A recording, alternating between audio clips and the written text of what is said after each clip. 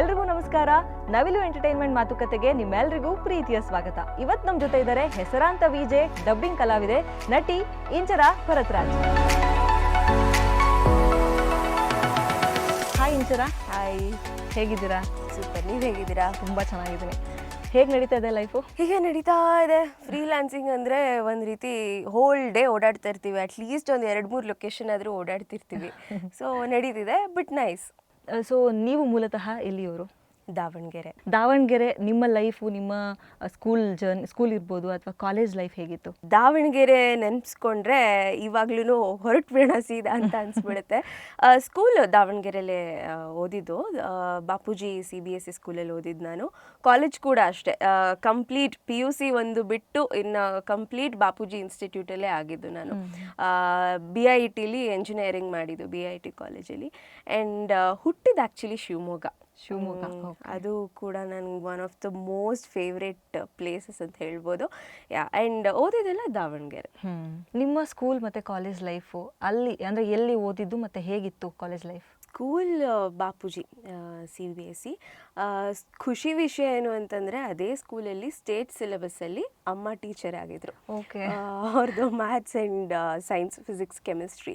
So ಅವ್ರು first ಫ್ಲೋರಲ್ಲಿ ಇರ್ತಾಯಿದ್ರು, ನಾನು ground ಫ್ಲೋರಲ್ಲಿ, ನಾನು CBSE. ಸೊ ನನಗೇನೋ ಪ್ರಾಬ್ಲಮ್ ಇದ್ದರೂ ಸೀದಾ ಅಮ್ಮ ಸ್ಟಾಫ್ ರೂಮಲ್ಲಿ ಇರ್ತಿತ್ತು, ಅಲ್ಲಿ ಹೋಗ್ಬಿಡ್ತಿದ್ದೆ. ಸೊ ಹಾಗಾಗಿ ನಂಗೆ ಸ್ಕೂಲಲ್ಲಿ ಟೆನ್ಷನೇ ಇರ್ತಾ ಇರಲಿಲ್ಲ, ಅಮ್ಮ ಇದ್ದಾರೆ ಬಿಡು ಫಸ್ಟ್ ಫ್ಲೋರಲ್ಲಿ ಅಂತ ಆರಾಮಾಗಿರ್ತಾ ಇದೆ. CBSE ಆಗಿರೋದ್ರಿಂದ ಅಕಾಡೆಮಿಕ್ಸ್ ಜೊತೆಗೆ ಕಲ್ಚರಲ್ಗೂ ಸ್ವಲ್ಪ ಜಾಸ್ತಿ ಒತ್ತು ಕೊಡ್ತಿದ್ರು. ಹಾಗಾಗಿ ನಾನು ಈ ಕಡೆ ವಾಲ್ಕೊಂಡೆ. ಆವಾಗಲಿಂದನೇ ಸ್ವಲ್ಪ ಮ್ಯೂಸಿಕ್, ಡ್ರಾಮಾ ಇದೆಲ್ಲ ಜಾಸ್ತಿ ಇತ್ತು ನಂದು. ಆ್ಯಂಡ್ ಎಂಜಿನಿಯರಿಂಗ್ BIT ಕಾಲೇಜಲ್ಲಿ ಮಾಡಿದ್ದು. ಎಂಜಿನಿಯರಿಂಗ್, ಟೆಕ್ಸ್ಟೈಲ್ ಇಂಜಿನಿಯರಿಂಗ್ ಮಾಡಿದ್ದು. ಆ್ಯಕ್ಚುಲಿ ಇಂಜಿನಿಯರಿಂಗ್ ಲೈಫ್ ಗೊತ್ತಲ್ಲ, ಇಂಜಿನಿಯರ್ಸು ಓದೋದು ಒಂದು ಕಡೆ ಆದರೆ ಇನ್ನೊಂದು ಕಡೆ ಮಸ್ತಿ ಮಾಡೋದು ಜಾಸ್ತಿ ಇರುತ್ತೆ. ಚೆನ್ನಾಗಿತ್ತು. ಆ್ಯಂಡ್ BIT ಕಾಲೇಜಲ್ಲಿ ಎಂಜಿನಿಯರಿಂಗ್ ಮಾಡಿದ್ದಾರೆ ಅಂತಂದರೆ ಎಲ್ಲೇ ಹೋದ್ರು, ಅಂದರೆ ಜಾಬ್ ಹುಡ್ಕೊಂಡು ಹೋದಾಗ ಒಂದು ರೀತಿ ಏನಂತಾರೆ, ಒಳ್ಳೆ ಕಡೆ ಎಂಜಿನಿಯರಿಂಗ್ ಮಾಡಿದ್ದಾರೆ ಅಂತ ಆ ಒಂದು ಹೆಸರಿದೆ ನಮ್ಮ BIT ಕಾಲೇಜ್, ದಾವಣಗೆರೆ BIT ಕಾಲೇಜ್ಗೆ. ಸೊ ಅಲ್ಲೂ ಕೂಡ ಸಿಕ್ಕಾಪಟ್ಟೆ ಎಂಜಾಯ್ ಮಾಡಿದೆ. ಆ್ಯಂಡ್ ಕಲ್ಚರಲ್ ಟೀಮೇ ಒಂದು ಡಿಫ್ರೆಂಟ್ ಇರ್ತಾ ಇತ್ತು. ಆ ಟೀಮಲ್ಲಿ ಸ್ವಲ್ಪ ನಾನು ಜಾಸ್ತಿ ಕಾಣಿಸ್ಕೊತಿದ್ದೆ, ಬಿಟ್ಟರೆ ಕ್ಲಾಸ್ ರೂಮಲ್ಲಿ ಇರ್ತಿದ್ದೆ. ಈ 2 ಜಾಗಗಳು ಬಿಟ್ಟು ಬೇರೆ ಇನ್ನೆಲ್ಲೂ ಕಾಣಿಸ್ಕೊಳ್ತಾ ಇರಲಿಲ್ಲ. ಅದೆರಡು ಬಿಟ್ಟರೆ ಬೇರೆಯವ್ರಿಗೆ ಇವ್ರು ಕಾಲೇಜಲ್ಲಿ ಇದ್ದಾರಾ ಇಲ್ವಾ ಅಂತಲೂ ಗೊತ್ತಾಗ್ತಿರ್ಲಿಲ್ಲ, ಹಂಗಿರ್ತಾ ಇದ್ದೆ. So okay. ಈ ಇಂಜಿನಿಯರಿಂಗ್ ಸ್ಟೂಡೆಂಟ್ಸ್ ಅಂತ ಬಂದಾಗ ಇಂಜಿನಿಯರಿಂಗ್ ಬಿಟ್ಟು ಬೇರೆ ಎಲ್ಲ ವಿಷಯಗಳಲ್ಲೂ ತುಂಬ ಆಸಕ್ತಿ ಇಟ್ಕೊಂಡಿರ್ತಾರಲ್ವ. ಸೊ ಇಂಜಿನಿಯರ್ ಮುಗಿಸಿ ಇಂಜಿನಿಯರ್ ಅನ್ನೋ ಕೆರಿಯರ್ ಅದೊಂದು ಬಿಟ್ಟು ಬೇರೆದೆಲ್ಲ ಮಾಡ್ತಿರ್ತೀವಿ, ಅದು ಕ್ರಿಯೇಟಿವಿಟಿ, ಸೊ ಮೀಡಿಯಾ, ಈ ಥರದ್ದು. ನೀವು ಇಂಜಿನಿಯರಿಂಗ್ ಮುಗಿಸಿ ಅದಾದಮೇಲೆ ಈ ವಿಜೆ ಫೀಲ್ಡಿಗೆ ಬರಬೇಕು ಅಂತ ಆಸಕ್ತಿ ಬಂದಿದ್ದು ಹೇಗೆ? ಓಕೆ. ಸೊ ಅದೇ ಆಗಲೇ ಹೇಳಿದ್ನಲ್ಲ, ಆಗಲೇ ಚಿಕ್ಕಂದಿನಿಂದಲೇ ನನಗೆ ಮ್ಯೂಸಿಕ್ ಕ್ಲಾಸಿಗೆ ಹಾಕಿದ್ರು ಅಮ್ಮ. ಆ್ಯಂಡ್ ಡ್ರಾಮಾ, ಏಕಪಾತ್ರ ಅಭಿನಯ ಎಲ್ಲ ಜಾಸ್ತಿ ಮಾಡ್ತಿದ್ದೆ. ನನಗೆ ಆ ಕಡೆ ತುಂಬ ಆಸಕ್ತಿ ಇತ್ತು. ಬಟ್ ಅಕಾಡೆಮಿಕ್ಸ್ ಕಡೆ ಇಂಟ್ರೆಸ್ಟ್ ಕೊಡಲ್ಲ, ಅಮ್ಮ ಟೀಚರ್ ಅಲ್ವಾ. ಸೊ ಅವ್ರಿಗೆ ಆಬ್ವಿಯಸ್ಲಿ ಇರುತ್ತೆ ಚೆನ್ನಾಗಿ ಸ್ಕೋರ್ ಮಾಡಲಿ ಅಂತ, ಇಂಟ್ರೆಸ್ಟ್ ಕೊಡಲ್ಲ ಅಂತ ಸ್ವಲ್ಪ ನನ್ನ ಮ್ಯೂಸಿಕ್ ಕ್ಲಾಸ್, ಡಾನ್ಸ್ ಕ್ಲಾಸ್ ಅಲ್ಲಲ್ಲಿ ಸ್ಟಾಪ್ ಆಯಿತು. ನನ್ನ ಮ್ಯೂಸಿಕ್ ಕ್ಲಾಸ್ ಜೂನಿಯರ್ ಎಕ್ಸಾಮ್ ಮುಗಿಸಿದ್ಮೇಲೆ ಸ್ಟಾಪ್ ಮಾಡಿದೆ. ಡಾನ್ಸ್ ಕ್ಲಾಸ್ ಇನ್ನೇನು ಗೆಜ್ಜೆ ಪೂಜೆ ಆಗಿತ್ತು ಅಲ್ಲಿಗೆ ಸ್ಟಾಪ್ ಮಾಡಿದೆ. ಬಟ್ ಆ್ಯಂಕರಿಂಗ್ ಮಾತ್ರ ಯಾವಾಗಲೂ ಸ್ಟಾಪ್ ಮಾಡಿಲ್ಲ, ಕಂಟಿನ್ಯೂ ಮಾಡಿಕೊಂಡೇ ಬಂದಿದ್ದೀನಿ. ಆ್ಯಂಡ್ MNC ಕಂಪ್ನಿಗೆ ಜಾಯ್ನ್ ಆಗಿದೆ ಆಲ್ರೆಡಿ, ಕ್ಯಾಂಪಸ್ ಇಂಟರ್ವ್ಯೂ ಅಲ್ಲಿ ಆಗಿತ್ತು. ಬಟ್ ಅದಾದಮೇಲೆ ನಮ್ಮ ತಾಯಿಗೆ ಹುಷಾರಿರಲಿಲ್ಲ ಅಂತ ಜಾಬ್ ಬಿಟ್ಟು ವಾಪಸ್ ಹೊಟ್ಟೋದೆ. ಅದಾದಮೇಲೆ ಅಮ್ಮ ಇಲ್ಲ ನಿನ್ನ ಕರಿಯರ್ ನೀನು ಬಿಲ್ಡ್ ಮಾಡ್ಕೋಬೇಕು, ವಾಪಸ್ ಹೋಗು ಅಂತ ಮತ್ತೆ 1 ವರ್ಷ ಆದಮೇಲೆ ವಾಪಸ್ ಕಳಿಸಿದ್ರು. ಆಗ ಆಡಿಷನ್ ಕೊಡಬೇಕಾಗಿತ್ತು. ಸರಳ ಜೀವನದಲ್ಲಿ ಒಂದು ಹಿಂಗೆ ಆ್ಯಂಕರ್ ಬೇಕಾಗಿದ್ದಾರೆ ಅನ್ನೋ ಆ್ಯಡ್ನ ನೋಡಿ ಅವ್ರಿಗೆ ಕಾಲ್ ಮಾಡಿದೆ. ಅವ್ರು ನನಗೆ ಆಯುಷ್ TVಗೆ ರೆಫರ್ ಮಾಡಿದ್ರು, ಈ ಥರ ಒಂದು ಹೊಸ ಚಾನಲ್ ಬರ್ತಿದೆ, ಟ್ರೈ ಮಾಡಿ ಅಂತ. ಲಕ್ಕಿಲಿ ಐ ಗಾಟ್ ಥ್ರೂ. ಫಸ್ಟ್ ಆಡಿಷನ್ಸಲ್ಲೇ ಸ್ವಲ್ಪ ಭಯ ಇತ್ತು, ಯಾಕಂದರೆ ಮೀಡಿಯಾ ಆ್ಯಂಕರಿಂಗ್ ಹೆಂಗೆ ಅಂತಂದರೆ ಕ್ಯಾಮ್ರಾನೇ ನೋಡ್ಕೊಂಡು ಮಾತಾಡ್ತಿರ್ಬೇಕು. ಈವೆಂಟ್ಸಲ್ಲೆಲ್ಲ ಆದರೆ ಜನರನ್ನ ನೋಡ್ಕೊಂಡು ಮಾತಾಡ್ತಿರ್ತೀವಿ. ಸೊ ಅದು ಸ್ವಲ್ಪ ಭಯ ಆಯಿತು. ಬಟ್ ಫಸ್ಟ್ ಆಡಿಷನ್ಸಲ್ಲೇ ಐ ಗಾಟ್ ಥ್ರೂ. ಅದು health and lifestyle channel ಆಗಿತ್ತು. ಆ್ಯಂಡ್ ಅಲ್ಲಿ ಸ್ಕ್ರಿಪ್ಟಿಂದ ಹಿಡಿದು voice overs, live shows, recorded shows ಎಲ್ಲನೂ ಮಾಡೋಕ್ಕೆ ಶುರು ಮಾಡಿದೆ. ಸಾಕಷ್ಟು ಕಲಿಯುವಿಕೆಗೆ ಆಪರ್ಚುನಿಟಿ ಸಿಕ್ತು ನನಗೆ. ಓಕೆ. ನಿಮ್ಮ ಫಸ್ಟ್ ಎಕ್ಸ್ಪೀರಿಯನ್ಸ್ ಹೇಗಿತ್ತು? ಅಂದರೆ ವಿಜೆ ಆಗಿ ನೀವು ಕ್ಯಾಮ್ರಾ ಮುಂದೆ ನಿಂತಾಗ ಫಸ್ಟ್ ಎಕ್ಸ್ಪೀರಿಯನ್ಸ್ ಹೇಗಿತ್ತು? ತುಂಬ ಫನ್ನಿಯಾಗಿತ್ತು. ಮೊದಲು ಕ್ಯಾಮ್ರಾ ಅದು ಮ್ಯೂಸಿಕ್ ಥೆರಪಿ ಅಂತ ನಾನು ಮೊದಲು ಶುರು ಮಾಡಿದ್ದು. ಅಂದರೆ ಈ ಶಾಸ್ತ್ರೀಯ ಸಂಗೀತದ ರಾಗಗಳನ್ನ ಯಾವ ರೀತಿ ಯಾವುದಾದ್ರೂ ಆರೋಗ್ಯ ಸಮಸ್ಯೆಗಳಿದ್ರೆ ಅದು ಹಿಂದಿನ ಕಾಲದಿಂದಲೂ ಇದೆ. ಅದಕ್ಕೆ ಹೇಗಾದರೂ ಅದನ್ನು ಸ್ವಲ್ಪ ತಕ್ಕ ಮಟ್ಟಿಗೆ ಕಮ್ಮಿ ಮಾಡೋದಕ್ಕೆ ರಾಗಗಳನ್ನ ಯಾವ ರೀತಿ ಬಳಸ್ತಾರೆ ಅನ್ನೋದು. ಅದು ನನಗೆ ಅದೇ ಹೇಳಿದೆಲ್ಲ, ಕ್ಯಾಮ್ರಾ ಮುಂದೆ ನಿಂತು ಕ್ಯಾಮ್ರಾನೇ ನೋಡ್ಕೊಂಡು ಮಾತಾಡಿ ಅಂತ ಅವ್ರು ಹೇಳ್ತಿದ್ದಾರೆ. ನಾನು ಪ್ರೊಫೈಲ್ ಆಗಿರ್ತೀನಿ, ಸ್ಟಾರ್ಟಿಂಗಲ್ಲಿ ಹಾಗೆ ಹೇಳ್ಕೊಡೋರು, ಪ್ರೊಫೈಲ್ ಆಗಿ ಕ್ಯಾಮ್ರಾನೇ ನೋಡ್ಕೊಂಡು ಮಾತಾಡಿ. ನನಗದು ಆಗ್ತಾ ಇಲ್ಲ. ಸ್ಕ್ರಿಪ್ಟು ಬೇರೆ ತಲೆಯಲ್ಲಿ ಇರಬೇಕು, ಟಿ ಪಿ ಇರಲಿಲ್ಲ. ಯೂಶಲಿ ನ್ಯೂಸ್ ಚಾನೆಲ್ಸಲ್ಲೆಲ್ಲ ಟೆಲಿಪ್ರಾಂಪ್ಟರ್ ಕೊಡ್ತಾರಲ್ವಾ. ಸೊ ನನಗದು ತುಂಬ ಸ್ಟ್ರೇಂಜ್ ಆಯ್ತು. ಆ್ಯಂಡ್ 2 ಪೇಜ್ ಸ್ಕ್ರಿಪ್ಟ್ 20 ನಿಮಿಷದಲ್ಲಿ ಮುಗಿಸ್ಬೋದು ಈಗ, ಆದರೆ ಆಗ 6 ಅವರ್ ತೊಗೊಂಡಿದ್ದೀನಿ. ವಾವ್, ಎಂಥ ಒಳ್ಳೆ ಎಕ್ಸ್ಪೀರಿಯನ್ಸ್ ಅಲ್ವಾ ಅದು. ಫಸ್ಟ್ ಡೇನೇ ಪಾಪ ನಮ್ಮ ಪ್ರೋಗ್ರಾಮ್ ಪ್ರೊಡ್ಯೂಸರ್ ತುಂಬ ಅಂದರೆ ತುಂಬ, ಅವರಿಗೆ ಥ್ಯಾಂಕ್ಸ್ ಹೇಳ್ಬೇಕು, ತುಂಬ ಪೇಷನ್ಸಿಂದ ಮಾಡಮ್ಮ ಇರಲಿ ಮಾಡಮ್ಮ ಅಂತ ಹೇಳಿ ಸಮಾಧಾನದಿಂದ ಫಸ್ಟ್ ಅದು ಎಕ್ಸ್ಪೀರಿಯನ್ಸ್. ಅದಾದಮೇಲೆ ನಿಧಾನಕ್ಕೆ ಕೋಪಪ್ ಆಗ್ತಾ ಬಂದೆ. ಓಕೆ, ನೀವು ವಿ ಜೆ ಫೀಲ್ಡಲ್ಲಿ ಎಂಟರ್ ಆದಾಗ ಏನೇನೆಲ್ಲ ಚಾಲೆಂಜಿಂಗ್ ಆಗಿತ್ತು ನಿಮಗೆ, ಅಥವಾ ಸ್ಟ್ರಗಲ್ಸ್ ಬಗ್ಗೆ ಹೇಳ್ಬೋದಾ? ಯಾ, ವಿ ಜೆ ಅಂತ ಆದಮೇಲೆ ಸ್ಟ್ರಗಲ್ಸ್ ಅನ್ನೋದಕ್ಕಿಂತ ಜಾಸ್ತಿ ಮೊದಲು ಆ್ಯಂಕರಿಂಗ್ ಶುರು ಮಾಡಿದಾಗ ಸ್ಟ್ರಗಲ್ಸ್ ಜಾಸ್ತಿ ಇತ್ತು. ಆಗ ಈಗ ನಾರ್ಮಲಾಗಿ ಯಾರಾದರೂ ಹೊಸಬ್ರು ಬಂದಿದ್ದಾರೆ, ಸ್ವಲ್ಪ ಅವರೇನೋ ಕಲ್ತ್ಬಿಟ್ಟು ಮುಂದೆ ಹೋಗ್ತಾರೆ, ಸ್ವಲ್ಪ ಬೆಳೀತಾರೆ ಅಂತ ಗೊತ್ತಾದಾಗ ತುಳಿಯೋಕೆ ಟ್ರೈ ಮಾಡೋರು ಜಾಸ್ತಿ.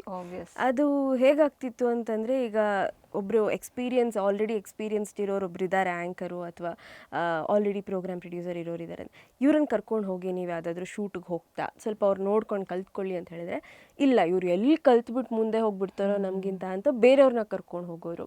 ಆ್ಯಂಡ್ ಹೇಳ್ಕೊಡದೆ ಇರೋದು, ಅಂದರೆ ಬೇಕಾದರೆ ನೋಡ್ಕೊಂಡು ಕಲ್ತ್ಕೊಳ್ಳಿ, ನಾನು ಯಾಕೆ ಹೇಳ್ಕೊಡೋದು ಅನ್ನೋ ಥರ ಇರೋದು. ಆ್ಯಂಡ್ ಇದು ಬಿಟ್ಟು ಆ್ಯಕ್ಟಿಂಗ್ ಅಂತ ಬಂದಾಗ ತುಂಬ ಆಡಿಷನ್ಸ್ ಅಟೆಂಡ್ ಮಾಡಿದ್ದೀನಿ.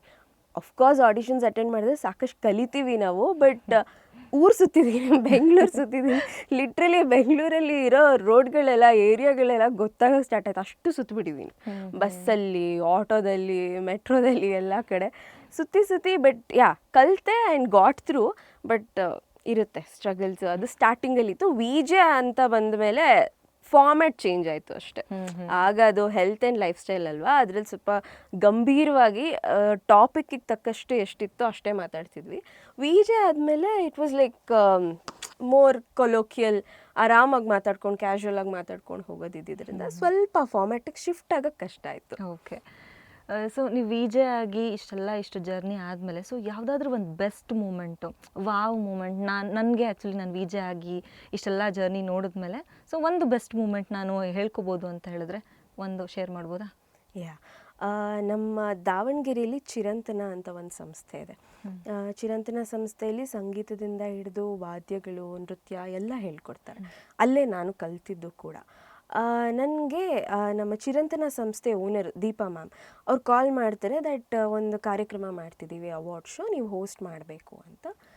ನಾನು ಕಲ್ತಿದ್ದ ಸಂಸ್ಥೆ ಅಲ್ವಾ, ಖುಷಿಯಿಂದ ಒಪ್ಕೊಂಡೆ. ಬಟ್ ಅನ್ಎಕ್ಸ್ಪೆಕ್ಟೆಡ್ ಆಗಿ ನೆಕ್ಸ್ಟ್ ಡೇ ಮಾಧವ್ ಸರ್ ಕೂಡ ಸೆಕ್ರೆಟ್ರಿ, ಸೊ ಅವ್ರು ಫೋನ್ ಮಾಡಿ, ಇಲ್ಲ ನಿಮಗೂ ಅವಾರ್ಡ್ ಒಂದು ಕ್ಯಾಟಗರಿಲಿ ಕೊಡ್ತಾ ಇದ್ದೀವಿ, ನೀವು ಹೋಗಿ ಯಾವುದೇ ಬ್ಯಾಕ್ಗ್ರೌಂಡ್ ಇಲ್ಲದೆ ಬೆಂಗಳೂರಲ್ಲಿ ಇಷ್ಟರ ಮಟ್ಟಿಗೆ ಏನೋ ಒಂದು ಮಾಡಿದ್ದೀರಾ ಅಂತಂದರೆ you deserve to take an award ಅಂತ. That was the best moment for me, like the moment I heard it on phone. ಖುಷಿ ಆಯಿತು, ಅಂದರೆ ಒಂದು ಜಕ್ ಅಂತ ಹಿಂಗೆ ಫ್ಲ್ಯಾಶ್ ಬ್ಯಾಕ್ ಬಂದು ಹೋಯಿತು, ಏನೇನೆಲ್ಲ ಮಾಡಿದೆ ನಾನು ಬೆಂಗಳೂರಿಗೆ ಬಂದಮೇಲೆ ಅನ್ನೋದು. ಅದೇ ಅನ್ಎಕ್ಸ್ಪೆಕ್ಟೆಡ್ ಅವಾರ್ಡ್ ಅದು. Yes, first award and unexpected award. Okay, so ನೀವು ಇವಾಗ ಕಾಲೇಜ್ ಜೊತೆ ಎಲ್ಲ ಮಾತಾಡ್ತಿರ್ತೀರಾ, ಸೊ ನಿಮ್ಮದು ಲೈವ್ ಶೋಸ್ ಇರುತ್ತೆ, ಯಾವುದಾದ್ರೂ ಒಂದು ಇನ್ಸಿಡೆಂಟ್ ಇದೆಯಾ? ಸೊ ಏನೋ ಅನಾಯಿಂಗ್ ಆಗಿ ಯಾರೋ ಮಾತಾಡಿರೋದಿರ್ಬೋದು, ಸೊ ಆ ಥರದ್ದು ಯಾವುದಾದ್ರು, ಅಥವಾ ತುಂಬ ಏನಾದರೂ ಈ ಕೆಲವೊಂದು ಇರುತ್ತಲ್ವ, ಲೈಕ್ ಕಾಲರ್ಸ್ ಮಾತಾಡೋವಾಗ ಅವ್ರು ಬೇಕು ಅಂತನೋ ಏನೋ ಮಾತಾಡೋದು, ಆ ಥರ ಫ್ಯಾನ್ ಮೂಮೆಂಟ್ ಏನಾದರೂ ಇದೆಯಾ? ಖಂಡಿತ ಆ ಥರ ಸಾಕಷ್ಟಿದೆ. ಬಟ್ ಒಬ್ಬರು ನಿಮ್ಮ ವಾಯ್ಸ್ ಚೆನ್ನಾಗಿದೆ ಅಂತ ಹೇಳಿದರು. That was the best thing for me. ಅಂದರೆ ವಾಯ್ಸ್ ನಿಮ್ಮ ಐಡೆಂಟಿಟಿ ಆಗುತ್ತೆ ಅನ್ನೋದು ಅದಕ್ಕಿಂತ ದೊಡ್ಡ ಕಾಂಪ್ಲಿಮೆಂಟ್ ಇಲ್ಲವೇ ಇಲ್ಲ. ಈಗ ನಾವು ಎದುರು ಕಾಣಿಸ್ಕೊಳ್ತಿದ್ದೀವಿ ಅಂದಾಗ ನಾವು ನಿರೂಪಣೆ ಮಾಡ್ತಿದ್ದೀವೋ ಅಥವಾ ನಟಿಸ್ತಿದ್ದೀವೋ ಅದರಿಂದ ನಮ್ಮನ್ನು ಗುರ್ತು ಹಿಡಿಯೋದು ಬೇರೆ. ವಾಯ್ಸೇ ನಿಮ್ಮ ಐಡೆಂಟಿಟಿ ಆಗಿದೆ ಅಂದಾಗ ನಿಮ್ಮ ವಾಯ್ಸ್ ತುಂಬ ಚೆನ್ನಾಗಿದೆ, ಅವ್ರಿಗೆ ಗೊತ್ತು, ಅವ್ರು ಆಲ್ರೆಡಿ ನನ್ನ ಫಾಲೋ ಮಾಡಿರೋದ್ರಿಂದ ವಾಯ್ಸ್ ಅದು ಇದು ಅಂತ ಹೇಳಿ that was the best compliment. Inchara ಅವರೇ, ಇವಾಗ ನೀವು ವಿಜೆ ಆಗಿ ಫುಲ್ ಫೇಮಸ್ ಆಗೋಗ್ಬಿಟ್ಟಿದ್ದೀರಾ, ಸೊ ಜನಗಳ ಮನ್ಸನ್ನು ಗೆದ್ದಿದ್ದೀರಾ. ಅದ್ರ ಜೊತೆಗೆ ಡಬ್ಬಿಂಗ್ ಅನ್ನೋದೊಂದು ಇಂಡಸ್ಟ್ರಿ, ಜೊತೆಗೆ ನಟನೆ ಕೂಡ ಮಾಡ್ತಾ ಇದ್ದೀರಾ. ಆ ಒಂದು ಫೀಲ್ಡ್ಗೆ ಹೋಗಿದ್ದು ಹೇಗೆ? ಸೊ ಡಬ್ಬಿಂಗ್ ವಿಷಯಕ್ಕೆ ಬರ್ತೀನಿ ಮೊದಲು. ಇದು ಆ್ಯಕ್ಚುಲಿ ನಾನು ಮುಂಚೆ ಇದ್ದಿದ್ದ ಟಿ ವಿ ಚಾನಲ್ ಅಂದರೆ ಆಯುಷ್ ಮತ್ತು ಉದಯ ಮ್ಯೂಸಿಕ್ ಎರಡರ ನಡುವೆ ಆಗಿದೆ. ಅಂದರೆ ಇನ್ನು ಆಯುಷ್ ಟಿ ವಿ ಬಿಡ್ತಾ ಇದ್ದೆ, ಈ ಕಡೆ ಉದಯ ಮ್ಯೂಸಿಕ್ ಇನ್ನೂ ಜಾಯ್ನ್ ಆಗಿರಲಿಲ್ಲ. ಆಗ ನಾನು ಡಬ್ಬಿಂಗ್ ಶುರು ಮಾಡಿದ್ದು. ರತೀಶ್ ಸರ್ ಕಡೆಯಿಂದ ನನಗೆ ಕಾಲ್ ಬರುತ್ತೆ. ಸರ್ ಹೇಳ್ತಾರೆ, ನಾಗಕನ್ನಿಕೆ ವಾಸ್ ದ ಫಸ್ಟ್ ಸೀರಿಯಲ್ ನಾನು ಡಬ್ ಮಾಡಿದ್ದು. ಸೊ ಆಗಿನ್ನೂ ಲೀಡ್ಸಿಗೆ ಡಬ್ ಮಾಡೋಕ್ಕೆ ಶುರು ಮಾಡಿರಲಿಲ್ಲ. ಆಗ ಈ ವಿಲನ್ ಕ್ಯಾರೆಕ್ಟರ್ ಬಂದಿರುತ್ತೆ ಅಥವಾ ಒಂದು ಗೆಸ್ಟ್ ರೋಲ್ ಬಂದು ಹೋಗಿರುತ್ತೆ ಸೀರಿಯಲಲ್ಲಿ, ಆ ಥರದಕ್ಕೆ ಶುರು ಮಾಡಿದೆ ಡಬ್ಬಿಂಗ್. ಅದು ಚಾಲೆಂಜಸ್ ಅಂದ್ರೆ ಗೊತ್ತಾ ನೀವು, ಆವಾಗಲೇ ಸ್ವಲ್ಪ ಚಾಲೆಂಜಿಂಗಾಗೇ ಇತ್ತು. ಬಿಕಾಸ್ ಆಗ ಲಾಕ್ಡೌನು, ಈ ಪ್ಯಾಂಡಮಿಕ್ಕು ಇದೆಲ್ಲ ನಮಗೆ ಸ್ವಲ್ಪ ಬಂದು ಅಫೆಕ್ಟ್ ಆಗಿದ್ದಂಥ ಒಂದು ಪೀರಿಯಡ್ ಅದು. ಸೊ ಭಯ ಇರ್ತಾಯಿತ್ತು ತುಂಬ. ಆಚೆ ಹೋಗಬೇಕು, ಡಬ್ಬಿಂಗ್ ಮಾಡಬೇಕು, ಹೋಗಿ ಅಲ್ಲಿಂದ ವಾಪಸ್ ಬರಬೇಕು, ಇದು ಎಲ್ಲಿ ಕೂತ್ರೆ ಎಲ್ಲಿ ಏನು ಟಚ್ ಮಾಡಿಬಿಡ್ತೀವೋ, ಎಲ್ಲಿ ಯಾರು ಬಂದ್ಬಿಟ್ಟು ಮಾಸ್ಕ್ ಹಾಕದೆ ಓಡಾಡ್ತಿರ್ತಾರೋ ಅಂತೆಲ್ಲ ಭಯ ಇರ್ತಾಯಿತ್ತು ಅವಾಗ. ಅಂದರೆ ಕಾಣದ ವೈರಿ ಅದು ಆ್ಯಕ್ಚುಲಿ, ಎಲ್ಲಿ ಹೇಗೆ ಅಂತಲೇ ಗೊತ್ತಾಗಲ್ವಲ್ಲ. ಸೊ ಫೈಟ್ ಮಾಡೋದು ತುಂಬ ಕಷ್ಟ ಆ್ಯಕ್ಚುಲಿ. ಹೌದು, ಈ ಕಾಣಿಸೋ ವೈರಿಗಳ ಮುಂದೆ ಫೈಟ್ ಮಾಡಿಬಿಡ್ಬೋದು. ಈ ಕಾಣಿಸ್ದೇ ಇರೋ ವೈರಿಗಳು, ಹಿಂದೆ ಮಾತಾಡೋರು, ಇವ್ರ ಹತ್ರ ಕಷ್ಟ. ಸೊ ಆದರೆ ನನಗೆ ಆಸಕ್ತಿ ತುಂಬ ಇತ್ತು. ಡಬ್ಬಿಂಗ್ ವಾಸ್ ಸಮಥಿಂಗ್ ಲೈಕ್ ಆ್ಯಕ್ಟಿಂಗ್ಗೆ ಒಂದು ಆ್ಯಡ್ ಆನ್ ಕೊಡುತ್ತೆ ಅದು. ಬಿಕಾಸ್ ಅಲ್ಲಿ ನವರಸಗಳೂ ಇರೋವಂಥ ಪಾತ್ರಗಳು ಸಿಗುತ್ತೆ ನಮಗೆ. ನಾವು ಡಬ್ ಮಾಡ್ತಾ ಮಾಡ್ತಾ ಒಂದು ಕಡೆ ನಮ್ಗೆ ಹೆಚ್ಚು ಕಮ್ಮಿ ಆ್ಯಕ್ಟಿಂಗ್ ಮಾಡ್ದಂಗೆ. That's why we call it as voice acting ಅಲ್ವಾ. ಒಂದು ಎಸೆನ್ಷಿಯಲ್ ಇಂಗ್ರೀಡಿಯೆಂಟ್ ಅದು ಒಂದು ಪ್ರಾಜೆಕ್ಟ್ನ ಮುಗಿಸ್ಬೇಕು ಅಂದರೆ. ಸೊ ನಂಗೆ ತುಂಬ ಇಂಟ್ರೆಸ್ಟ್. ನಾಗಕನ್ನಿಕೆ ಮಾಡ್ತಾ ಸಾಕಷ್ಟು ಕಲಿತೆ. ಅದರಲ್ಲಿ ಈ ವಿಲನ್ ರೋಲ್ ಆಗಿರೋದ್ರಿಂದ ಅದು ಹೆಂಗಿರ್ತಿತ್ತು ನಾಗಕನ್ನಿಕೆ, ಆ ಇಂಟೆನ್ಸಿಟಿ ಗೊತ್ತಾಗುತ್ತೆ ಅನಿಸುತ್ತೆ ನಿಮಗೆ. ಸಾಕಷ್ಟು ಕಲಿತೆ. ನಟನೆಗೆ ಬರೋದಾದರೆ 99 ಸಿನಿಮಾ, ಗೋಲ್ಡನ್ ಸ್ಟಾರ್ ಗಣೇಶ್ ಅವ್ರ ಸಿನಿಮಾದಲ್ಲಿ ಆ್ಯಕ್ಚುಲಿ ಬೇರೆ ಪಾತ್ರ ಮಾಡಬೇಕಾಗಿತ್ತು. ಆದರೆ ಇನ್ನೊಂದು ಪಾತ್ರಕ್ಕೆ ಸೆಲೆಕ್ಟ್ ಆಗ್ತಿದೆ. ಅದು ಹಾಗೆ ಓವರ್ನೈಟ್ ಸಡನ್ನಾಗಿ ಕಾಲ್ ಬಂತು, ಬನ್ನಿ ಮಂಗಳೂರಿಗೆ, ಒಂದು ಏನೋ ಮುಖ್ಯವಾದ ಪಾತ್ರ ಮಾಡಬೇಕು ನೀವು ಅಂತ ಹೇಳಿದರು. ಗೀತಾ ಅನ್ನೋ ಒಂದು ಪಾತ್ರ, ಕಥೆಗೆ ಟ್ವಿಸ್ಟ್ ಕೊಡೋ ಅಂಥ ಪಾತ್ರ. ಹಾಗಾಗಿ ಖುಷಿಯಿಂದ ಒಪ್ಕೊಂಡೆ. ಬಟ್ ಭಯ ಆಯಿತು, ಸಣ್ಣ ಪಾತ್ರ ಅಲ್ವಾ, ಗುರ್ತಿಸ್ತಾರೋ ಇಲ್ವೋ ಜನ ಅಂತ. ಬಟ್ ನಾನು ಅಂದ್ಕೊಂಡಿದ್ದಕ್ಕಿಂತ ಹೆಚ್ಚಿನ ಮಟ್ಟಿಗೆ ಗುರ್ತಿಸೋದಕ್ಕೆ ಶುರು ಮಾಡಿದೆ. ಅದೇ ಮಂಗಳೂರಲ್ಲಿ ಇನ್ನೊಂದು ಸೀರಿಯಲ್ ಶೂಟ್ಗೆ ಹೋದಾಗ ಸಮುದ್ರದ ದಡದಲ್ಲಿ ಸ್ಟೂಡೆಂಟ್ಸ್ ಬಂದು ಮಾತಾಡ್ಸಿದ್ರು, ನೀವು 99 ಮಾಡಿದ್ರಿ ತಾನೆ, ನೀವೇ ತಾನೇ ವಿಲನ್ನು, ನೀವೇ ತಾನೇ ಹೀರೋನ ದೂರ ಮಾಡಿದ್ದು ಅಂಥೇಳಿ. ಸೊ ಅಲ್ಲಿಂದ ಶುರುವಾಗಿದೆ. ಅದು ಅನ್ಎಕ್ಸ್ಪೆಕ್ಟೆಡ್ ಅಗೇನ್. ಮೇ ಬಿ ಅವ್ರಿಗೆ ನನ್ನ ನೋಡಿ ಇವ್ರು ಕೇಪಬಲ್ ಇದ್ದಾರೆ, ಮಾಡ್ಬೋದು ಅಂತ ಅನಿಸಿರಬಹುದು. ಸೊ ರೆಫರ್ ಮಾಡಿದ್ರು. ಆನಂದ್ ಸರ್ ಇದ್ದರು ನಮ್ಮ ಆಯುಷ್ ಟಿ ವಿಲಿ, ಅವ್ರ ಜೊತೆ ಇನ್ನೊಬ್ಬರು ಅವ್ರ ಕೊಲೀಗ್, ಅವರಿಬ್ಬರು ನೋಡಿ ರೆಫರ್ ಮಾಡಿದ್ದು. ಹೋದೆ, ಆಡಿಷನ್ ಕೊಟ್ಟೆ. ಬಟ್ ಆಡಿಷನ್ ಕೊಟ್ಟಾಗೇನು ತಕ್ಷಣ ಕಾಲ್ ಬರಲಿಲ್ಲ ನನಗೆ. ಮೂವಿ ಶೂಟ್ ಸ್ಟಾರ್ಟ್ ಆಗೋ ಫಸ್ಟ್ ಡೇನೇ ನನ್ನ ಶೂಟ್ ಇತ್ತು. ಆವಾಗ ಕಾಲ್ ಬಂತು, ಬನ್ನಿ ಮಂಗಳೂರಿಗೆ ಅಂತ. ಹೋದೆ, ಮುಗಿಸ್ಕೊಂಡು ಬಂದೆ. ಆವಾಗ ಅದು ಆ್ಯಕ್ಚುಲಿ ಹೇಳ್ಬೇಕಾದ್ರೆ ನಮ್ಮ ತಂದೆಗೆ ಇಷ್ಟ ಇರಲಿಲ್ಲ. ಅದಾದಮೇಲೆ ನಿಧಾನಕ್ಕೆ he got to know she is capable ಅಂತ. Then he understood. ಸೊ ಹೀಗೆ ಸ್ಟಾರ್ಟ್ ಆಗಿದ್ದು ನನ್ನ ಡಬ್ಬಿಂಗ್ ಆ್ಯಂಡ್ ಆ್ಯಕ್ಟಿಂಗ್ ಜರ್ನಿ. ಪ್ರತಿಯೊಂದು ಮನೇಲೂ ಇರುತ್ತಲ್ವ. ಸೊ ಆ್ಯಕ್ಟಿಂಗ್ ಫೀಲ್ಡಿಗೆ ಬರ್ತೀನಿ ಅಂದಾಗ ಭಯ ಇರುತ್ತೆ, ಕೆರಿಯರ್ ಹೇಗೆ ಕಟ್ಕೋತಾರೋ ಏನೋ ಅನ್ನೋದು. ಸೊ ಅಲ್ಲಿ ಚಾಲೆಂಜಸ್ ಹೆಂಗಿತ್ತು? ನೀವು ಮನೇಲಿ ಒಪ್ಸೋದಕ್ಕೆ ಕಷ್ಟಪಟ್ಟಿರ್ತೀರ. ಸೊ ಹೇಗಿತ್ತು ಚಾಲೆಂಜಸ್? ಆ್ಯಕ್ಚುಲಿ ತುಂಬ ಕಷ್ಟಪಡಲಿಲ್ಲ. ಸ್ಟಾರ್ಟಿಂಗಲ್ಲಿ ಅಮ್ಮನೇ ಕಳಿಸಿದ್ದು. ಅಂದರೆ ನೀನು ಮಾಡ್ತೀಯಾ, ಕೇಪಬಲ್ ಇದೆಯಾ, ಹೋಗು ಮಾಡು ಅಂತ ಹೇಳಿ. ಆಮೇಲೆ ಅಪ್ಪಂಗೆ ಅಮ್ಮಂಗೆ ಇಬ್ರಿಗೂ ಸ್ವಲ್ಪ ಭಯ ಇತ್ತು. ಅಮ್ಮ ಕಳಿಸಿದ್ರು, ಬಟ್ ಆಮೇಲೆ ಮೀಡಿಯಾ ಅಲ್ವಾ, ಬೇಕಾ ಬೇಡವಾ ಇದು, ನೋಡಿ ಏನು ಮಾಡ್ತೀರಾ ಅಂಥೇಳಿ. ಬಟ್ ಅಪ್ಪ ವಾಸ್ ಲೈಕ್, ಆ್ಯಕ್ಚುಲಿ ನಮ್ಮ ತಂದೆ ತಾಯಿಗೆ ಥ್ಯಾಂಕ್ಸ್ ಹೇಳಬೇಕು. ಅಷ್ಟು ಧೈರ್ಯ ಮಾಡಿ ಅವ್ರು ನನ್ನ ಪುಷ್ ಮಾಡಿದ್ದಕ್ಕೆ ನಾನು ಇಲ್ಲಿ ಬಂದು ಕೂತಿದ್ದೀನಿ, ಸದ್ಯಕ್ಕೆ ನಿಮ್ಮ ಮುಂದೆ ಮಾತಾಡ್ತಾ ಇದ್ದೀನಿ. ಅಮ್ಮನ ಹೆಸರು ನಾಗರತ್ನ, ಆಗಲೇ ಹೇಳಲ್ಲ, ಟೀಚರ್ ಅಂತ. ತಂದೆ ಹೆಸರು ಭರತ್ ರಾಜ್. ಇಬ್ಬರಿಗೂ ಇದೊಂದು ಪ್ಲ್ಯಾಟ್ಫಾರ್ಮ್ ಅನಿಸುತ್ತೆ ನಂಗೆ ಥ್ಯಾಂಕ್ಸ್ ಹೇಳೋಕ್ಕೆ. ಥ್ಯಾಂಕ್ಸ್. ಆ್ಯಂಡ್ ಅಪ್ಪಂಗೆ ಭಯ ಇತ್ತು. ಸೊ ಅದಕ್ಕೆ ಅವ್ರು ನನಗೆ ನಮ್ಮ ಅತ್ತೆ ಮನೇಲಿ ಬಿಟ್ಟಿದ್ರು. ತಂದೆ ತಂಗಿ ಮನೇಲಿದ್ದೆ ನಾನೊಂದು ಫಸ್ಟ್ 3 ತಿಂಗಳು. ಆ್ಯಂಡ್ ಅತ್ತೆ ಜೊತೇಲಿ ಬರೋರು, ಅಪ್ಪ ಜೊತೇಲಿ ಬರೋರು, ಯಾರಾದರೂ ಒಬ್ರು ಹೀಗೆ ಜೊತೇಲಿ ಬರ್ತಿದ್ರು ಸ್ಟಾರ್ಟಿಂಗಲ್ಲಿ. ಅನ್ಲೆಸ್ ಆ್ಯಂಡ್ ಅಂಟಿಲ್ ನನಗಿಲ್ಲ, ನನಗೆ ಭಯ ಇಲ್ಲ, ನನ್ನ ಪಾಡಿಗೆ ನಾನು ಹೋಗಿ ಬರ್ತೀನಿ ಅನ್ನೋ ಗೊತ್ತಾಗೋವರೆಗೂ. ಯಾಕಂದ್ರೆ ಸ್ಟಾರ್ಟಿಂಗ್ ದಾವಣಗೆರೆಯಿಂದ ಬಂದಿದ್ದಲ್ವಾ, ಬೆಂಗಳೂರಲ್ಲಿ ರೋಡ್ಸ್ ಗೊತ್ತಿರಲ್ಲ. ಸಡನ್ನಾಗಿ ಈಗ ಯಾರಾದರೂ ಮಾತಾಡಿದ್ರೆ ನಾನು ಎಷ್ಟು ರಿಯಾಕ್ಟ್ ಮಾಡಬೇಕು, ಎಷ್ಟು ಮಾತಾಡಬಾರ್ದು, ಅಥವಾ ಏನು ಮಾತಾಡಬೇಕು, ಏನು ಮಾತಾಡಬಾರ್ದು ಗೊತ್ತಿರಲಿ ಅಂತ ಹೇಳಿ ಜೊತೇಲಿ ಬರ್ತಾರೆ, ಅದೊಂದು ಧೈರ್ಯ ಬರಲಿ ಅಂತ. ಆ್ಯಂಡ್ ಆವಾಗ ಆ್ಯಂಕರಿಂಗಿಗೆ ಅಷ್ಟು ಕಷ್ಟಪಡಲಿಲ್ಲ ನಾನು, ಅವ್ರು ಖುಷಿಯಿಂದನೇ ಕಳಿಸಿದ್ರು. ಬಟ್ ಅದಾದಮೇಲೆ ಈ ಆ್ಯಕ್ಟಿಂಗ್ ಅಂತ ಶುರು ಮಾಡಿಕೊಂಡೆ, ಡಬ್ಬಿಂಗ್ ಅಂತ ಶುರು ಮಾಡಿಕೊಂಡೆ. They have no idea about it. ಇಲ್ಲಿ ಜನ ಹೇಗಿರ್ತಾರೆ, ಟೀಮ್ ಹೇಗಿರುತ್ತೆ, ಆ ವಾತಾವರಣ ಹೇಗಿರುತ್ತೆ, ನೇಚರ್ ಆಫ್ ವರ್ಕ್ ಏನು, ಹೇಗೆ ಮಾಡ್ತಾಳೆ ಅನ್ನೋದು. ಆವಾಗ ಬೇಕಾ ಬೇಡವಾ ನೋಡು, ಯೋಚನೆ ಮಾಡು. ಫಸ್ಟ್ ಮೂವಿ ಮಾಡಿದಾಗಂತೂ ಯಾಕೆ ಮಾಡಿದೆ ನೀನು, ಅದು ಹೆಂಗೆ ಒಪ್ಕೊಂಡೆ ನೀನು ಅಂತ ಕೇಳಿದ್ದುಂಟು. ಕೋಪದಲ್ಲೇ ಬಂದರು 99 ಸಿನಿಮಾ ನೋಡೋಕ್ಕಪ್ಪ, ಫುಲ್ ಕೋಪದಲ್ಲಿ ಬಂದಿದ್ರು. ಬಟ್ ಅದಾದಮೇಲೆ ಸಿನಿಮಾ ಒಂದಷ್ಟು ಸರಿ ಬಂತು ಟಿ ವಿಲಿ, ಅದು ರಿಲೀಸ್ ಆದಮೇಲೆ. ಸ್ಲೋಲಿ ಅದು ನನ್ನ ಕೇಪಬಿಲಿಟಿ ಅವ್ರಿಗೆ ಗೊತ್ತಾಗ್ತಾ ಹೋದಾಗೆ, ಅರ್ಥ ಆಗ್ತಾ ಹೋದಾಗೆ ಅರ್ಥ ಮಾಡಿಕೊಂಡ್ರು. ಆ್ಯಂಡ್ ದೆನ್ ಟೋಟಲಿ ಫೈನ್, ಮಾಡು, ನಿನ್ನ ಕೈಲಿ ಆಗುತ್ತೆ. ಅಂದರೆ ನನಗೆ ಬೇಜಾರಾಗಿ ನನಗೆ ಆಗಲ್ಲ ಅಂತ ಕೂತ್ಕೊಂಡಾಗ್ಲೂ ಮೀಡಿಯಾದಲ್ಲಿ ಬಂದವ್ರು ತುಂಬ ಜನ ಆ ಥರ ಬಿಟ್ಟು ಹಿಂದೆ ಹೋಗಿರೋರು ಇದ್ದಾರೆ. ಬಟ್ ಈಗ ಆಫ್ಕೋರ್ಸ್ ತುಂಬಾ ಡೆವಲಪ್ ಆಗಿದೆ. ಒಂದಿಲ್ಲ ಅಂದರೆ ಇನ್ನೊಂದು ಮಾಡ್ತಾ ಇರ್ತೀವಲ್ವ ಜೊತೆಲಿ. ಸೊ ಆಮೇಲಿಂದ ಸಪೋರ್ಟ್ ಮಾಡೋಕ್ಕೆ ಶುರು ಮಾಡಿದ್ರು. ಓಕೆ, ನೀವು ವಿ ಜೆ ಫೀಲ್ಡಿಗೆ ಬಂದಾಗ ತುಂಬ ಕಷ್ಟ ಇತ್ತು, ಯಾಕಂದರೆ ನಿಮ್ಮನ್ನು ನೀವು ಪ್ರಮೋಟ್ ಮಾಡ್ಕೊಳಕ್ಕಾಗಲಿ. ಸೊ ಅದು ಇವಾಗ ಅವೆನ್ಯೂಸ್ ಹೇಗಿದೆ? ಲೈಕ್ ಇದು ಬಿಟ್ಟು ವಿ ಜೆ ಬಿಟ್ಟು ನಾನು ಅಲ್ಲಿಗೆ ಬಂದರೆ ಬೇರೆ ಬೇರೆ ಯಾವುದಾದೆಲ್ಲ ಸೆಕ್ಟರ್ಸಲ್ಲಿ ನಾನು ಇರಬಹುದು ಅಂತ ಒಂದಷ್ಟು ಹೇಳ್ಬೋದಾ? ವಿ ಜೆ ಆ್ಯಕ್ಚುಲಿ ನಾನು ನಿಮಗೆ ಒಂದು ಪಾಯಿಂಟ್ ಹೇಳಕ್ಕೆ ಮರ್ತೆ. ದಟ್ ವಾಸ್ ಲೈಕ್ ಲಾಕ್ಡೌನಲ್ಲಿ ಹೋಮ್ ವಿ ಜೆ ಆಡಿಷನ್ಸ್ ಅಂತ ಮಾಡ್ತಾರೆ ಉದಯ ಮ್ಯೂಸಿಕಲ್ಲಿ. ನಂಗೇನು ಐಡಿಯಾ ಇಲ್ಲ, ನಾನು ಬರ್ತೀನಿ ಸೀದಾ ಲೈವ್ ಮಾಡೋ ಥರನೇ ಒಂದು ಆಪರ್ಚುನಿಟಿ ಸಿಗುತ್ತೆ ಅಂತ. ಐ ಜಸ್ಟ್ ಟ್ರೈಡ್, ಬಿಕಾಸ್ ರಜಾ ಹಾಕ್ಕೊಂಡು ದಾವಣಗೆರೆಗೆ ಹೋಗಿರ್ತೀನಿ. ನನಗೆ ಏನೋ ಒಂದು ಮಾಡಬೇಕು ಅನ್ನೋ ಒಂದು ಐಡಿಯಾ ಇರುತ್ತೆ. ಅಪ್ಪನ ಕೈಲಿ ಫೋನ್ ಕೊಡ್ತೀನಿ, ಅಪ್ಪ ಶೂಟ್ ಮಾಡಿ ಅಂತ ಹೇಳಿ ಕೊಟ್ಟು ಕಳಿಸ್ದೆ. ಬಟ್ ಅದಾಗಷ್ಟು ಲಾಕ್ಡೌನ್ ಮುಗ್ದೋಯ್ತು. ಆ್ಯಂಡ್ ಅವರು ಇಲ್ಲ ನೀವು ಫ್ರೀಲಾನ್ಸಿಂಗ್ ಮಾಡೋದಾದರೆ ಬಂದುಬಿಡಿ ಆಡಿಷನ್ಗೆ. ಬಟ್ ಔಟ್ ಆಫ್ ಒಂದು 3,000 ಜನ ಏನೋ ಆಡಿಷನ್ಸ್ ಕೊಟ್ಟಿರ್ತಾರೆ ಹೋಮ್ ವಿಜಿ ಆಡಿಷನ್ಸಲ್ಲಿ, 5 ಜನ ನಾವು ಹೋಗಿ ಫೈನಲ್ ರೌಂಡ್ ಅಟೆಂಡ್ ಮಾಡ್ತೀವಿ. ಅದಾದಮೇಲೆ ನಾನು ಫೈನಲ್ ಆಗ್ತೀನಿ. ಅದು ಖುಷಿ ವಿಷಯ. ವಿ ಜೆ ಆದಮೇಲೆ ಅಂತಾದರೆ ನಾನು ಆಲ್ರೆಡಿ ಡಬ್ಬಿಂಗ್ ಸ್ಟಾರ್ಟ್ ಮಾಡಿದ್ರಿಂದ ಕಂಟಿನ್ಯೂ ಮಾಡ್ಕೊಂಡು ಬಂದೆ. ನನಗೆ ಹೆಚ್ಚಿನ ಆಪರ್ಚುನಿಟೀಸ್ ಬರೋಕ್ಕೆ ಶುರುವಾಯಿತು ಡಬ್ಬಿಂಗಲ್ಲೂ. ಸೀರಿಯಲ್ ಮಾಡಿದೆ, ವೆಬ್ ಸೀರೀಸ್ ಮಾಡಿದೆ, ಪ್ರೈಮ್ಗಾಗಿರ್ಬೋದು, ಇಲ್ಲ ಜಿಯೋ ಸಿನಿಮಾಗಾಗಿರ್ಬೋದು, ZEE5ಗಾಗಿರ್ಬೋದು. ಸಿನಿಮಾಗಳು ತಮಿಳು ತೆಲುಗಿಂದ ಕನ್ನಡಕ್ಕೆ ಮಾಡೋದು, ಸಾಕಷ್ಟು ಮಾಡೋದಕ್ಕೆ ಶುರು ಮಾಡಿದೆ. ಆ್ಯಂಡ್ ಅವಕಾಶಗಳು ಹೆಚ್ಚಿನದಾಗಿ ಬರ್ತಾ ಹೋದವು. ಅದು ಎಲ್ಲಿಂದ ಬಂತು ಅಂತ ನಾನು ಒಂದು ಸರಿ ಹಿಂಗೆ ರೀಕಾಲ್ ಮಾಡಿದಾಗ ಅದು ನನಗೆ ಅವಾಗ ಫ್ಲ್ಯಾಶ್ ಆಗಿದ್ದು. ನಾನು ಒಂದು ಸಿನಿಮಾಗೆ ಲೀಡಾಗಿ ಸೆಲೆಕ್ಟ್ ಆಗ್ತೀನಿ.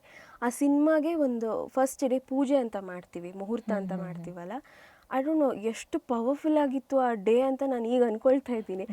ಅವತ್ತಿಂದ ಡಬ್ಬಿಂಗ್ ಜಾಸ್ತಿ ಮಾಡೋಕ್ಕೆ ಶುರು ಮಾಡಿದೆ, ಈವೆಂಟ್ಸ್ ಜಾಸ್ತಿ ಮಾಡೋಕ್ಕೆ ಶುರು ಮಾಡಿದೆ, ಸೀರಿಯಲ್ ಮಾಡೋಕ್ಕೆ ಶುರು ಮಾಡಿದೆ.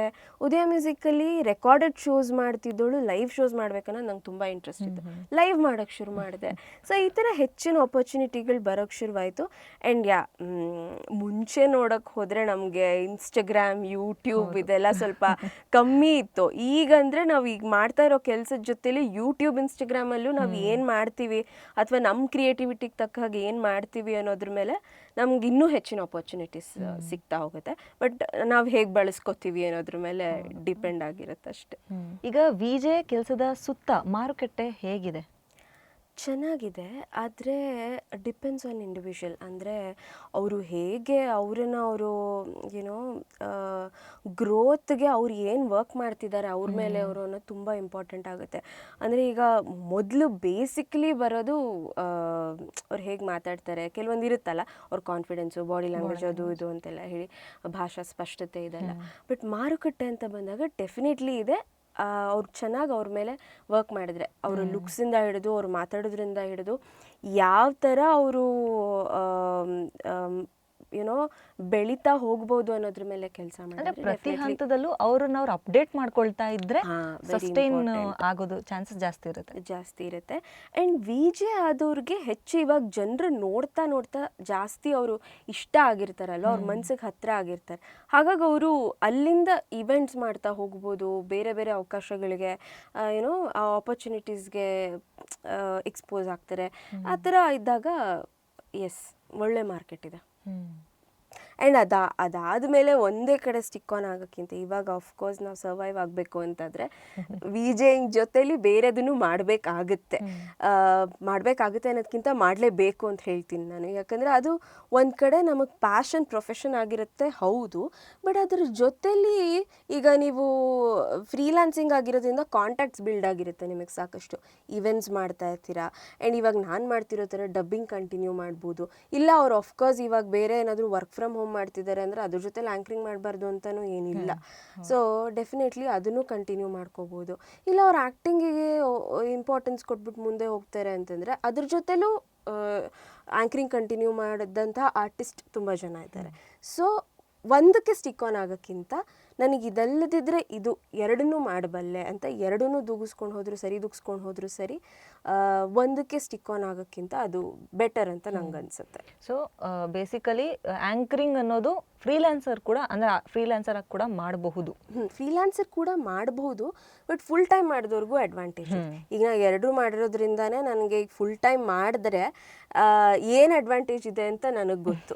ಅಂದರೆ ಎಲ್ಲ ಥರ ಕಾರ್ಯಕ್ರಮಗಳು, ಡಾಕ್ಟರ್ ಶೋಸ್ ಆಗಿರ್ಬೋದು, ಅಥವಾ ಡಿವೋಷ್ನಲ್ ಪ್ರೋಗ್ರಾಮ್ಸ್ ಆಗಿರ್ಬೋದು, ಇಲ್ಲ ಸಿನಿಮಾ ಸಂಬಂಧಪಟ್ಟದ್ದೇನಾದರೂ ನಾವು ಲೈವ್ಸ್ ಮಾಡ್ತೀವಿ, ಸಿನಿಮಾ ಪ್ರಮೋಷನ್ಸ್ ಮಾಡ್ತೀವಿ ಅಂತಂದರೆ, ಅಥವಾ ರಿಲೀಸ್ ಆಗ್ತಿರೋ ಸಿನಿಮಾಗಳನ್ನ ಅಪ್ಡೇಟ್ ಕೊಡ್ತೀವಿ ಅಂತಂದರೆ, ಈ ಮ್ಯೂಸಿಕ್ ಥೆರಪಿ ಬೇರೆ ಬೇರೆ ಬೇರೆ ಥರ ಕಾರ್ಯಕ್ರಮಗಳು ನಿರೂಪಣೆ ಮಾಡೋದು ಗೊತ್ತಿರುತ್ತೆ ಫುಲ್ ಟೈಮ್ ಮಾಡಿದ್ರು ಅಂದರೆ ಒಂದು ಚಾನಲಲ್ಲಿ ಸ್ಟಿಕ್ ಆನ್ ಆದರೆ.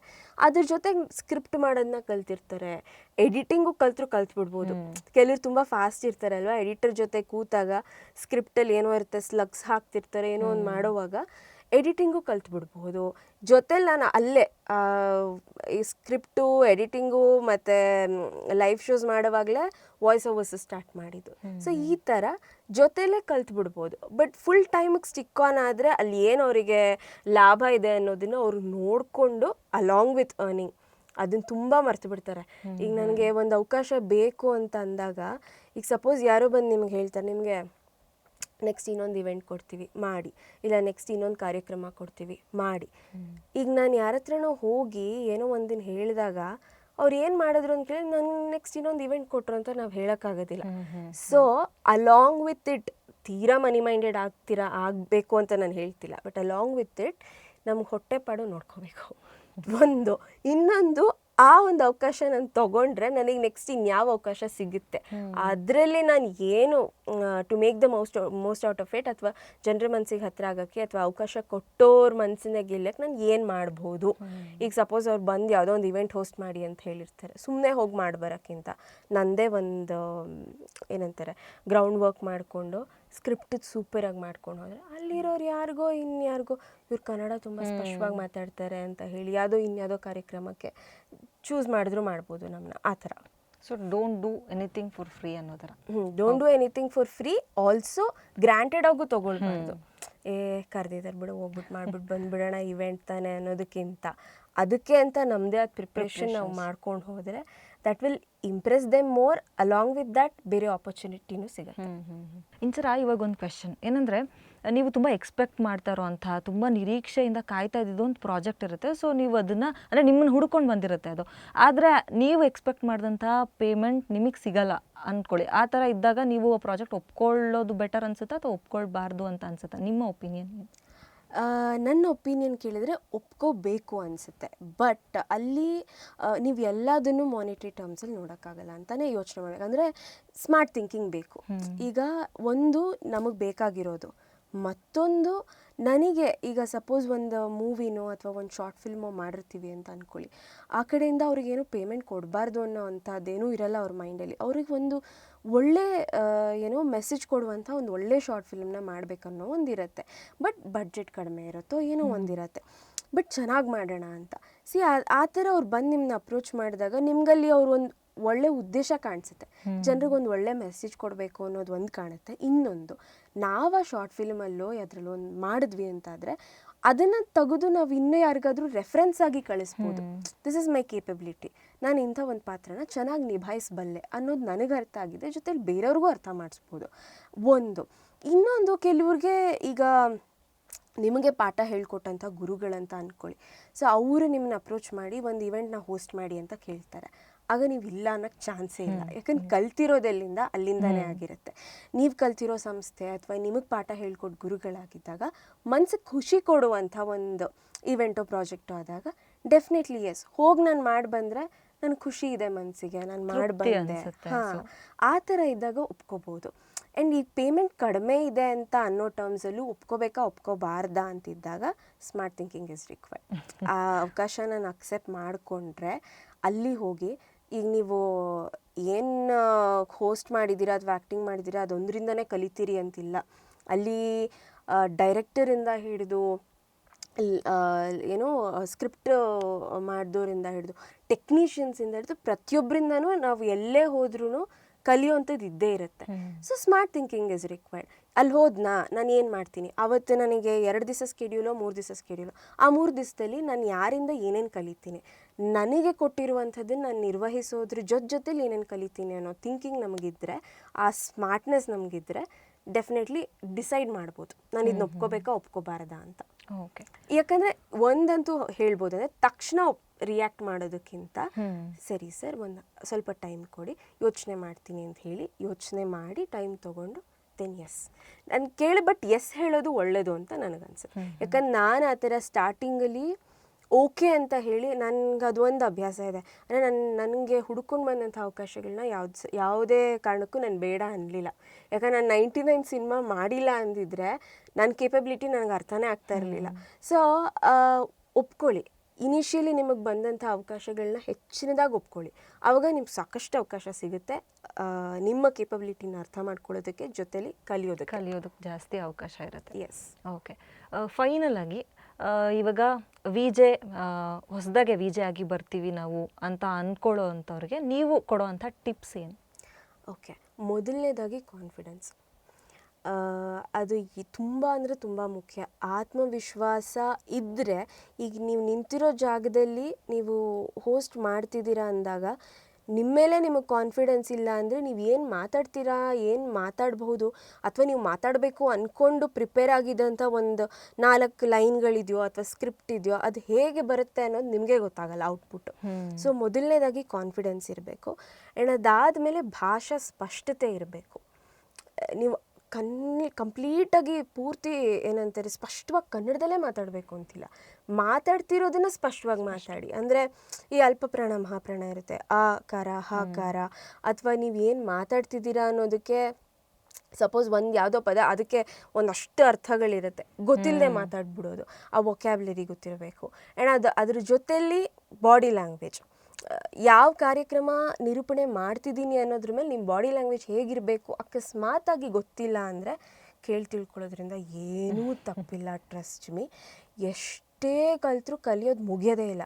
ಪಕ್ಕದಲ್ಲಿ ಯಾರಿರಲಿ, ಅದು ಶೋ ಡೈರೆಕ್ಟರ್ ಇರ್ತಾರ ಅಥವಾ ನಿಮಗೆ ನಿಮ್ಮ ಶೋನ ನಿರೂಪಣೆ ಮಾಡ್ತಿರೋದಕ್ಕೆ ಸ್ಕ್ರಿಪ್ಟ್ ರೈಟರ್ ಇರ್ತಾರ, ಅವ್ರ ಹತ್ರ ತಿಳ್ಕೊಳ್ಳಿ. ನಿಮಗೆ ಏನೇ ಗೊತ್ತಿಲ್ಲ ಅಂದರು ಒಂದು ಬಾಡಿ ಲ್ಯಾಂಗ್ವೇಜ್ ಗೊತ್ತಿರಬೇಕು, ಅದು ಆಯಿತಾ.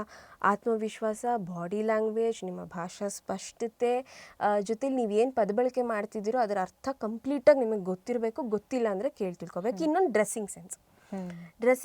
ಈಗ ನೀವು ಹೋಗಿ ಏನೋ ಒಂದು ದೊಡ್ಡ ಬ್ರ್ಯಾಂಡೆಡ್ ಶಾಪಲ್ಲಿ ಹೋಗ್ಬಿಟ್ಟು ಶಾಪ್ ಮಾಡಿ ಅಂತ ಅಲ್ಲ, ಏನು ತೊಗೊಳ್ತಿದ್ದೀರಾ ಅದನ್ನು ನೀವು ಹೇಗೆ ಹಾಕ್ಕೊಂಡು ಸ್ಟೈಲಿಂಗ್ ಮಾಡ್ತೀರಾ.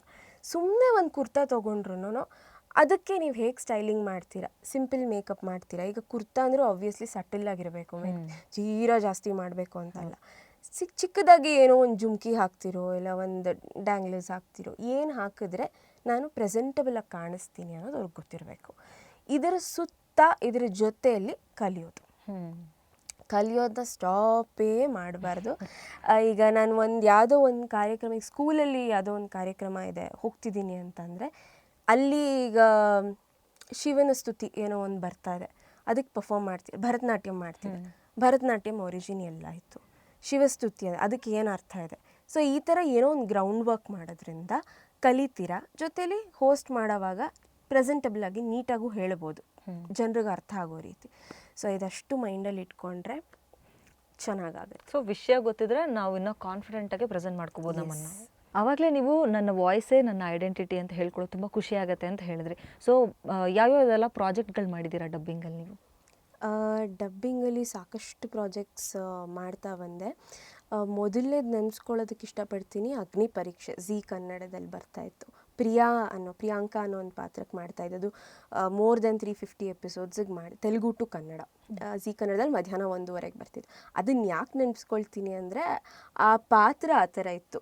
ಒಂದು ತರಲೆ ಹುಡುಗಿ ಒಂದು ಮನೆಯಲ್ಲಿ ಹೆಂಡತಿಯಾಗಿ ಸೊಸೆಯಲ್ಲಿ ಯಾವ ರೀತಿ ಅವಳ ಕರ್ತವ್ಯ ನಿಭಾಯಿಸ್ತಾಳೆ, ಅದಾದಮೇಲೆ ಲೈಫ್ ಅವಳಿಗೆ ಕೊಡೋವಂಥ ಚಾಲೆಂಜಸ್ ಇದ್ದಾಗ ಆ ಪಾತ್ರ ಆ ಥರ ಡಿಸೈನ್ ಆಗಿತ್ತು. ಆ್ಯಂಡ್ ಅದಕ್ಕೆ ಡಬ್ಬಿಂಗ್ ಮಾಡುವಾಗ ಡೆಫಿನೆಟ್ಲಿ ಸಾಕಷ್ಟು ಕಲ್ತಿದ್ದೀನಿ. ಅದು ಬಿಟ್ಟು ಬೇರೆ ಯಾವ ಪ್ರಾಜೆಕ್ಟ್ ಕೊಟ್ಟರು ನಾನು ಮಾಡಬಲ್ಲೆ ಅನ್ನೋ ಕಾನ್ಫಿಡೆನ್ಸ್ ಬರೋಷ್ಟು ಕಲ್ತಿದ್ದೀನಿ. ಅದಾದಮೇಲೆ ಸೀರಿಯಲ್ಸ್ ಮಾಡ್ತಾ ಹೋದೆ. ಮಹಾನಾಯಕದಲ್ಲಿ ಆರತಿ ಅನ್ನೋ ಒಂದು ಪಾತ್ರ, ನಮ್ಮ ಡಾಕ್ಟರ್ BR ಅಂಬೇಡ್ಕರ್ ಅವರ ಕುರಿತಂಥ ಧಾರಾವಾಹಿ ಅದು. ಅದಾದಮೇಲೆ ಅಮೆಝಾನ್ ಪ್ರೈಮಲ್ಲಿ PI ಮೀನಾ ಸೀರೀಸ್ ಬಂತು. ಅದರಲ್ಲಿ ಅವರು ಪ್ರೈವೇಟ್ ಡಿಟೆಕ್ಟಿವ್ ಆಗಿರ್ತಾರೆ. ಆ್ಯಂಡ್ ಅವ್ರು ಹೇಗೆ ಒಂದು ಕೇಸ್ ಸುತ್ತ ಏನೋ ರಿಸಾಲ್ವ್ ಮಾಡ್ತಾ ಹೋಗ್ತಾರೆ ಅನ್ನೋವಂಥದ್ದು ಒಂದು ಪ್ರೈಮ್ಗೆ ಮಾಡಿದೆ, ಜಿಯೋ ಸಿನಿಮಾಗೆ ಮಾಡಿದೆ, ಆ್ಯಂಡ್ ಝೀ ಥಿಯೇಟರಿಗೆ ಮಾಡಿದೆ ಸಾಕಷ್ಟು. ಅದು ಈ ಸ್ಟೇಜ್ ಪ್ಲೇಸು ಕನ್ನಡದಲ್ಲಿ ಬರ್ತಾ ಇದೆ. ತುಂಬ ಇಂಟ್ರೆಸ್ಟಿಂಗ್ ಅನಿಸುತ್ತೆ ಅದು. ಯಾಕಂದರೆ ಈಗ ನಾವು ಜಾಸ್ತಿ ಸೀರಿಯಲ್ ಸಿನಿಮಾಗಳನ್ನ ನೋಡ್ತಾ ಇರ್ತೀವಿ. ಆ್ಯಂಡ್ ಈ ರಂಗಭೂಮಿ ಅಂತ ಬಂದರೆ ಸ್ಟೇಜ್ ಪ್ಲೇಸ್ ಹೋಗಿ ನೋಡೋದು ತುಂಬ ಒಂಥರ ಇಂಟ್ರೆಸ್ಟಿಂಗ್ ಅಂತ ಅನಿಸುತ್ತೆ. ಯಾಕಂದರೆ ಲೈವ್ ಪ್ಲೇ ನೋಡ್ತಿರ್ತೀವಲ್ವ, ಸೊ ಆ ಥರನೇ ಅನಿಸ್ತಾ ಇರುತ್ತೆ. ಅದು ಒಂದು ಲೈವ್ ಪ್ಲೇ ನೋಡ್ತಿದ್ದೀವಿ ಅನ್ನೋದ್ರ ಜೊತೆ ಡಬ್ಬಿಂಗ್ ಮಾಡೋದಿದೆಯಲ್ಲ, ಇನ್ನೊಂದು ಖುಷಿ ಕೊಡುತ್ತೆ. ಸೊ ಆ ಥರ ಗುಡಿಯಾ ಕಿ ಶಾದಿ, ಅಕಸ್ಮಾತ್, ಟೈಮ್ ಪ್ಲೀಸ್, ಈ ಥರ ಸಾಕಷ್ಟು ಥಿಯೇಟರ್ ಪ್ಲೇಸ್ಗೆ ಡಬ್ಬಿಂಗ್ ಮಾಡಿದ್ದೀನಿ.